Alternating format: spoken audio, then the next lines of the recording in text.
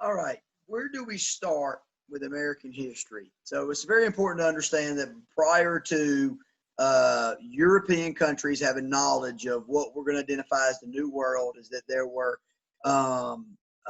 tribal Native American groups here.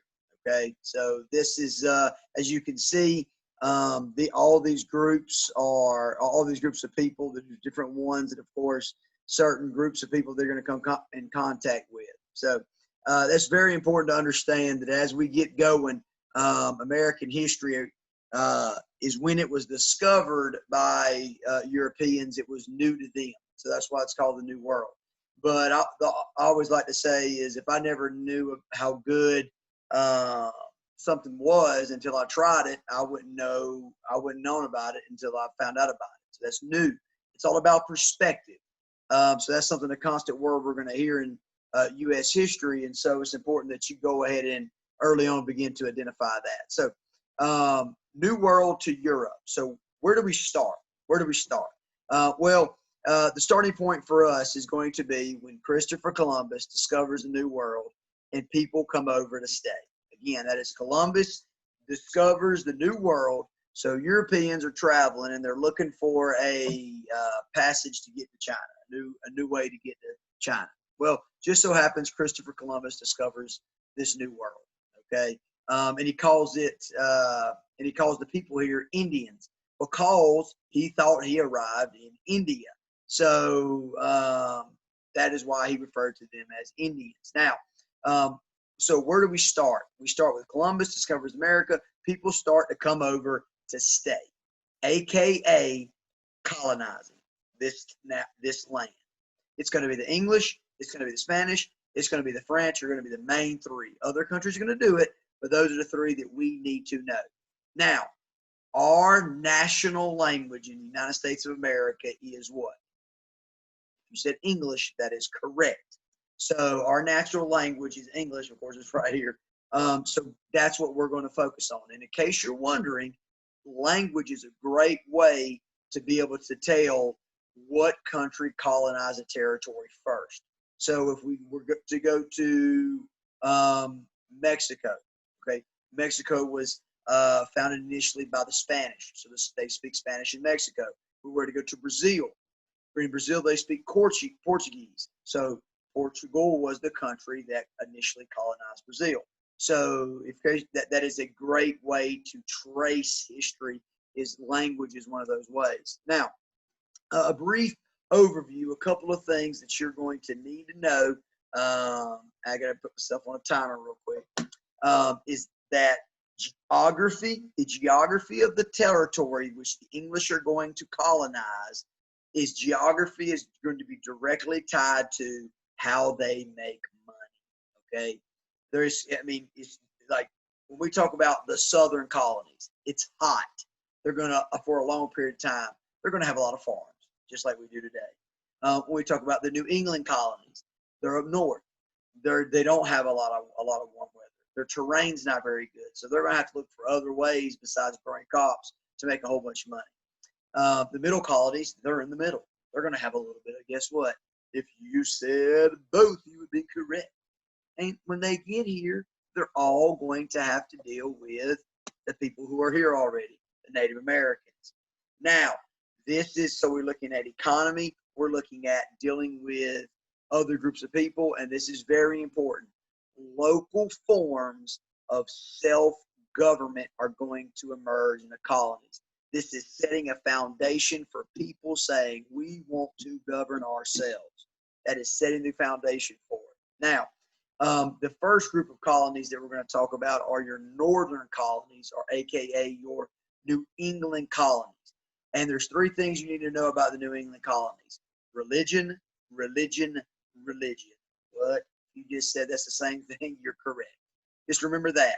So the New England colonies as a whole were founded based off of a religious outpost for various groups. Okay, outposts being places for religious groups to go so they would not be persecuted, aka attacked by other people. Now, when we look at the terrain, it's poor, thin, rocky soil. Okay, the soil's terrible. and is relatively short growing season. So farming is going to be just about impossible. However, they got a ton of forest, and they're really close to the sea. So if I have a whole bunch of wood and I'm close to the sea, the ocean, I'm going to build some what? Ships. You are correct. So they're going to make a major profit off of that. So they're also going to have a ton of fishing. They're going to have whaling, which is like killing whales, and commercial trade from harbors, such as a place which is going to become very important to the New England region is Boston. Boston became important for economic engines of the region. These are just examples.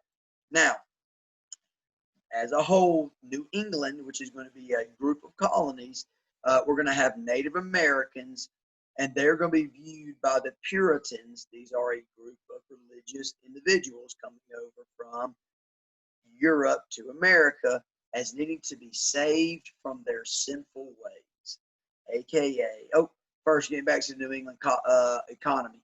The New England Patriots are called the Patriots because of New England. And this is Boston, you see in the very bottom. As you can see, New England is cold, long winters, a lot of snow, not a lot great for agriculture. But it's close to have great harbors, harbors meaning docks for boats to go so they can get goods in and out easily. Now, again, they're going to want to convert. So this is a big idea. We're seeing at the foundation of a group of the first Europeans to come over, the New England colonies, they want to convert Native Americans. Now, the initial relationship is going to be primarily on trade and, of course, diplomacy. If you're being diplomatic, you're like, hey, let's talk about it. Let's see if we can work it out. This is dealing with people in a sensitive and effective way. Excuse me, let's please try to work through this. And it will kind of initially work. And so we actually have, based off of the relationships, the first Thanksgiving. Thanksgiving is given birth during initial colonization. Why we have Thanksgiving. Native Americans and the colonists came together.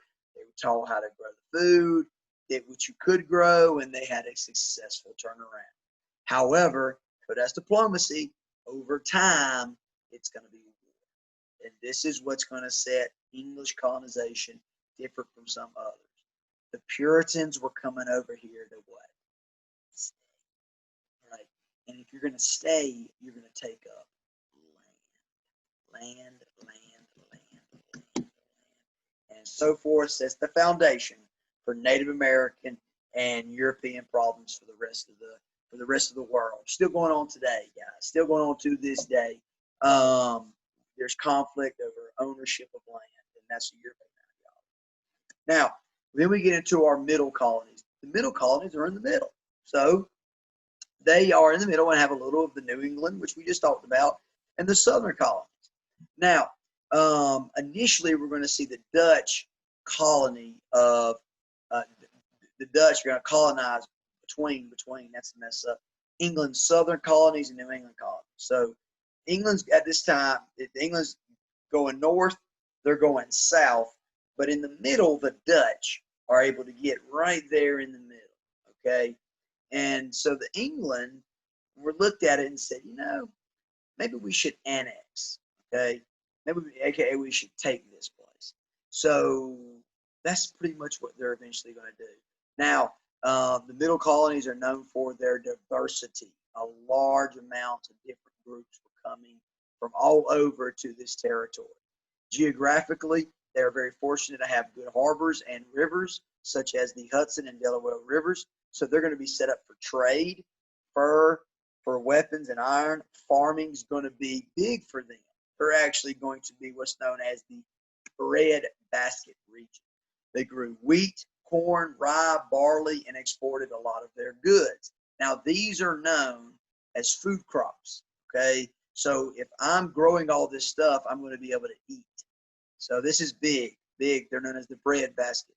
Now, cities are going to develop as centers of trade, such as centers of business, bankers, and traders are going to come to the middle colonies.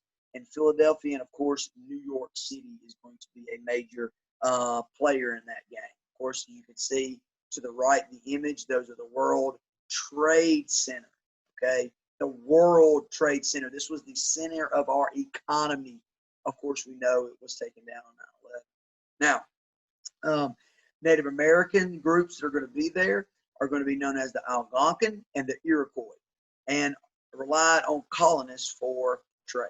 Okay, so there's going to be an immediate relationship with them, and this is going to be based off of trade, which is going to be established and very well treated in Pennsylvania, which is one of the colonies. Now, we just said you can kind of write this question down in addition to your notes. What are the two famous buildings here in New York? Again, Twin Towers, the World Trade Centers. Okay, center. Now, we finally look at the southern colonies. These were primarily established for economic gain. Okay, New England colonies are going to be established for religious persecution. We want our freedom. We want to be able to worship how we want to worship. Southern colonies were established to make a little bit of new dime. Right? The middle colonies, the Dutch were establishing at first, and the English are going to take it. So, however, we know this, we had the region's rich soil, long growing season, foster development of a strong agricultural economy. Deep rivers and distance from the fall line from the coast, which was really, really fertile soil. Okay, and they were also able to ship tobacco, indigo, corn, rice directly to farms from their farms to European markets. Now, as a result, okay, commercial farms, meaning like large, massive farms, began to develop. All right, I'm talking about massive, acres upon acres. And a lot of these crops, like tobacco, like indigo, rice and corn, even, were labor-intensive cash crops. Okay, these were labor-intensive cash crops. As a result, indentured servants and slave labor is what is going to be used as a result in these southern colonies. Now, geographically, we can kind of see here what we have is the fall line, which is these are the Appalachian Mountains.